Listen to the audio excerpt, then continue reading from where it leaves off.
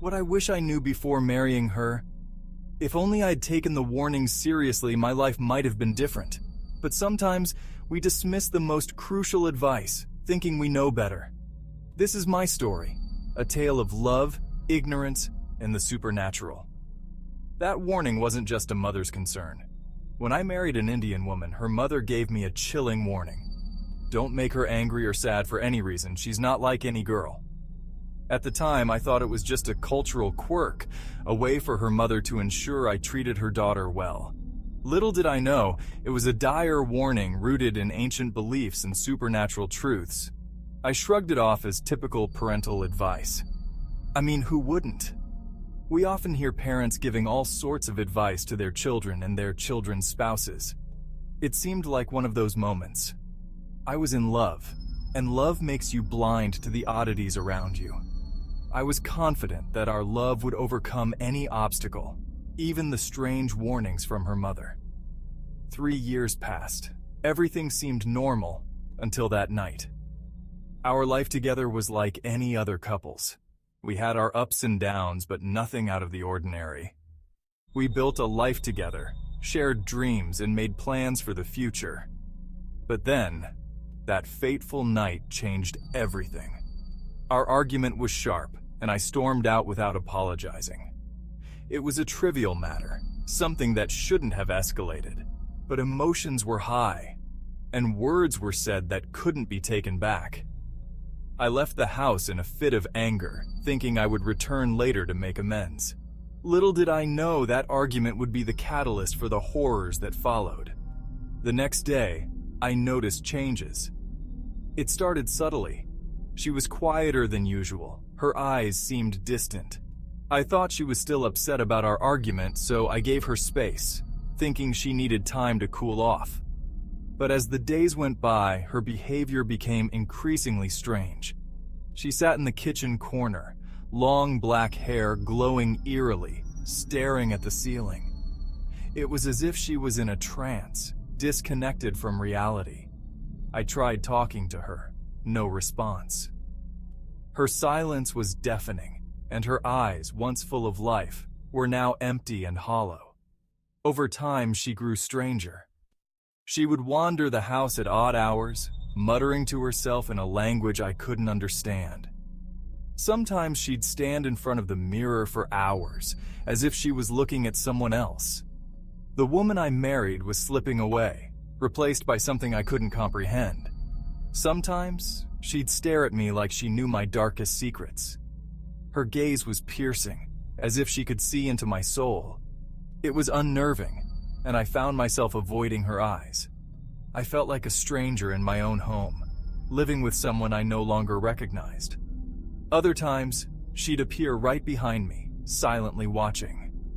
It was as if she could move without making a sound, materializing out of thin air. I would turn around, and there she was, standing just inches away, her eyes fixed on me. It was like living in a nightmare, one that I couldn't wake up from. It all peaked at 2 a.m. I woke up to a strange noise coming from the kitchen. My heart raced as I got out of bed, the air thick with an unexplainable dread. I knew something was terribly wrong. I found her in the kitchen, hanging on the wall like a spider, eyes empty and terrifying. Her body was contorted in an unnatural pose, defying the laws of physics. Her eyes, once so familiar, were now black voids, staring into nothingness. My heart pounded as I realized this wasn't a nightmare. This was real, and I was living it. My heart pounded as I realized this wasn't a nightmare. I was paralyzed with fear, unable to move or speak. The woman I loved was gone, replaced by something monstrous. I called her mother, desperate. I needed answers, and I hoped she could provide them. Her mother's voice was faint and chilling. "Your wife has been with me for 2 days." I froze. The words echoed in my mind, each syllable a dagger to my heart. If she's with her mother, who's in my house? The realization hit me like a ton of bricks. I was living with an imposter, a malevolent entity that had taken my wife's place. If she's with her mother, who's in my house? I turned to see her face morphing into something demonic. Her features twisted and contorted, her eyes glowing with an unholy light. She approached, hair swirling as if alive. Each step she took sent a shiver down my spine, and I knew I was in the presence of something otherworldly. She approached, hair swirling as if alive. The air grew colder, and I could see my breath in the dim light. Paralyzed with fear, I couldn't move. My body refused to obey my commands, and I was rooted to the spot, helpless and terrified. Paralyzed with fear, I couldn't move. She reached out and touched my face coldly, her fingers like ice against my skin. She whispered, "I warned you." Her voice was a haunting echo reverberating through my mind. Darkness swallowed me. I felt myself slipping away, consumed by the void. She touched my face coldly and whispered, "I warned you." Her words were a chilling reminder of the warning I had ignored. I woke in a hospital, alone.